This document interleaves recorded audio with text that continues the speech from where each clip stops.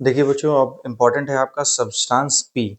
Substance P के साथ आपको थोड़ा-सा बेसिक ये समझना होगा कि देखिए हमारी बॉडी में बेसिकली कुछ proteins small amino acid means like small chain of amino acids होते हैं, उनको हम न्यूरोपेप्टाइड बोलते हैं और उनकी जो खासियत होती है वो ये होती है कि वो बेसिकली आपके न्यूरॉन से रिलीज होते हैं।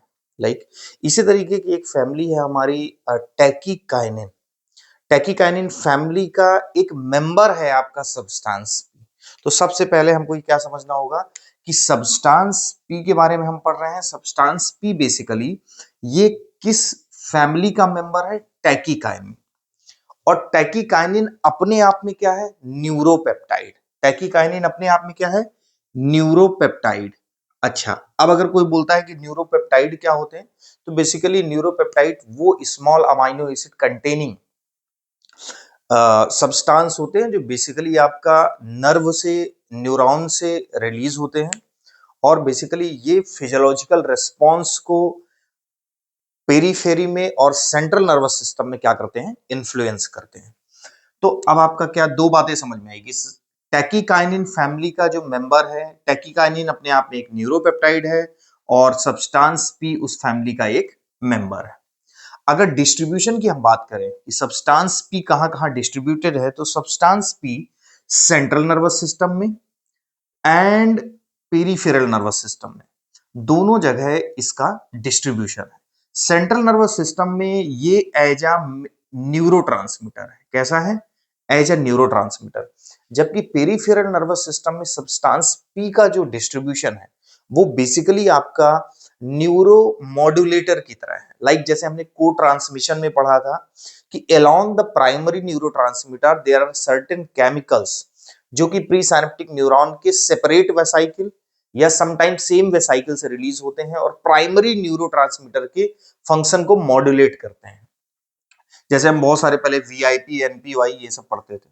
तो पेरीफेरल में बेसिकली एक्ट करता है न्यूरो मॉड्यूलेटर। किसकी बात कर रहे हैं हम? सब्सटेंस पी की।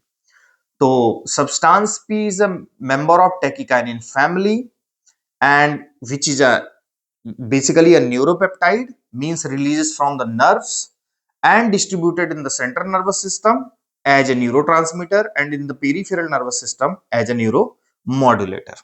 इतनी बात आपकी क्लियर है। टैकीकाइनिन फैमिली के अगर हम मेंबर्स की बेसिकली बात करें, टैकीकाइनिन फैमिली में कौन कौन से मेंबर्स हैं, तो हमको मिलेगा कि उसमें जो मेंबर है, एक एक तो आपका सब्सटेंस पी। ये कैसा मेंबर है? सब्सटेंस पी ये टैकीकाइनिन फैमिली का मेंबर है। इसीलिए मैंने टैकीकाइनिन यहाँ पे थोड़ा सा डिस्कस किया और आपको भी एटलीस्ट पता होना चाहिए इसका बेसिक। तो सब्सटेंस पी 11 अमाइनो एसिड, जैसे मैंने बोला कि जो भी न्यूरोपेप्टाइड होगा वो लार्ज कोई अमाइनो एसिड से बना नहीं होगा। ये स्मॉल अमाइनो एसिड कंटेनिंग जो है पेप्टाइड्स होते हैं, न्यूरोपेप्टाइड्स। तो सब्सटेंस पी प्राइमरी मेंबर से सब्सटेंस पी टैकीकाइनिन फैमिली का, न्यूरोकाइनिन ए एंड न्यूरोकाइनिन बी। तो जो आपके सिलेबस में है वो क्या है? Substance P. तो सब्सटेंस पी की एडिशनल आपको यहाँ पे चीज पता चली कि सब्सटेंस पी आपका 11 अमाइनो एसिड कंटेनिंग न्यूरोपेप्टाइड है। अब अगर हम इनके रिसेप्टर्स की बात करें तो रिसेप्टर्स में बेसिकली आपका जो रिसेप्टर्स हैं वो टैकीकाइनिन फैमिली में आपके जो रिसेप्टर्स हैं वो न्यूरोकाइनिन 1, न्यूरोकाइनिन 2 एंड न्यूरोकाइनिन 3, जो इसको शॉर्ट में कैपिटल में NK1, NK2 एंड NK3 भी बोलते हैं।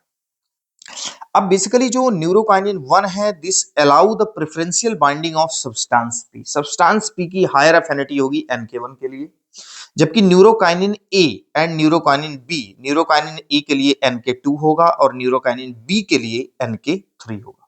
तो हमारा जो कंसर्न है सब्सटेंस पी, चूंकि हम पढ़ रहे हैं तो हमारा कंसर्न है न्यूरोकाइनिन 1।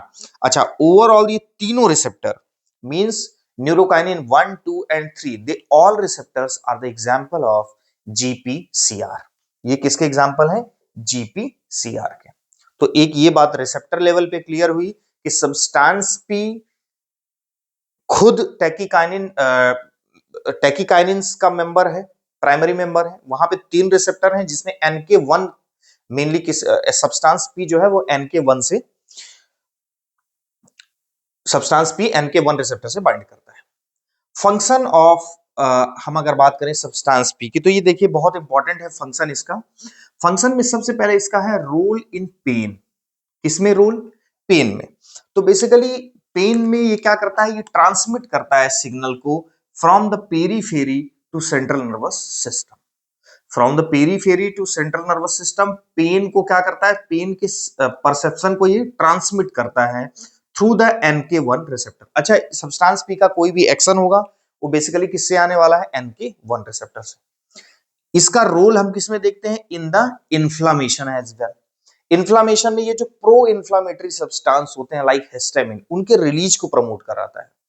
तो इन न्यूरोजेनिक इन्फ्लामेशन, बेसिकली किसमें? In neurogenic inflammation promote release of pro-inflammatory mediators like histamine from mast cell। तो इस तरीके से किसमें रोल प्ले करता है? इन्फ्लामेशन में। जबकि अगर हम देखें मूड रेगुलेशन में, देखिए हमारे सेंट्रल नर्वस सिस्टम में, ब्रेन में कुछ एरियाज ऐसे हैं जो बेसिकली आपका इमोशन और स्ट्रेस को कंट्रोल करते हैं, जिसमें हम मेनली एमाइगडाला या हिप्पोकैम्पस की बात करते हैं।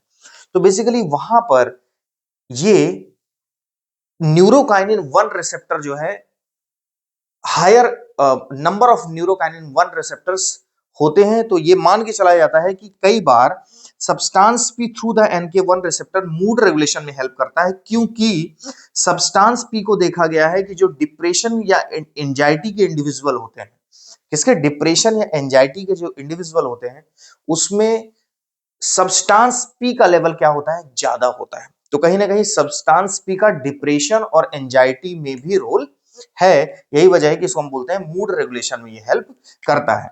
Brain regions associated with the emotional recognition, वहां पे आपका बेसिकली न्यूरोकाइनिन 1 रिसेप्टर की अवेलेबिलिटी होती है। और ये देखा गया कि डिप्रेशन और एंजाइटी के इंडिविजुअल में सब्सटेंस पी की जो वैल्यू थी, क्वांटिटी थी, वो ज्यादा थी। तो वो देखा गया कि इसका कहीं ना कहीं मूड रेगुलेशन से भी इसका कोरिलेशन है। जीआई मोटिलिटी एंड सिक्रीशन की अगर बात करें तो बेसिकली इंटेरिक नर्वस सिस्टम में, इंटेरिक नर्वस सिस्टम जो गैस्ट्रोइंटेस्टाइनल ट्रैक के अराउंड होता है, वो बेसिकली डाइजेशन में जो हेल्प करता है। तो इंटेरिक नर्वस सिस्टम में basically substance P as excitatory neurotransmitter काम करता है। कहां पे? इंटेरिक नर्वस सिस्टम में, ENS। और बेसिकली अगर सिक्रीशन की बात करें तो सब्सटेंस पी सलाइवा सिक्रीशन को, गैस्ट्रिक एसिड के सिक्रीशन को एंड म्यूकस के रिलीज को जीआईटी ट्रैक में इंक्रीज करता है। तो सब्सटेंस भी पेरिस्टाल्टिक मूवमेंट को भी बढ़ा रहा है एंड सारे सिक्रीशंस को भी बढ़ा रहा है। इट मींस हम कह सकते हैं कहीं ना कहीं ये डाइजेशन में हेल्प करता है। सीवीएस की अगर बात करें तो सीवीएस में बहुत प्रोमिनेंट इफेक्ट नहीं है, लेकिन इनडायरेक्ट इफेक्ट लाइक ये ब्लड वेसल में क्या करता है, बेसिकली वैसो डायलेटेशन करता है थ्रू EDRF इंड्यूस्ड मैकेनिज्म। इसका प्रोमिनेंट इफेक्ट जो बेसिकली है वो हम पेन में देखते हैं और इन्फ्लामेशन में, right.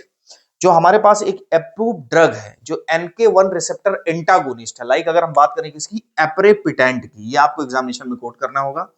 एप्रेपिटेंट is an antagonist of NK1 receptor. जैसा कि हमने बोला कि NK1 रिसेप्टर से कौन बाइंड करता है? Substance P. तो होपफुली NK1 एंटागोनिस्ट जो कि एप्रेपिटेंट है, इसको हम कहां पे यूज करते हैं? Chemotherapy induced nausea and vomiting.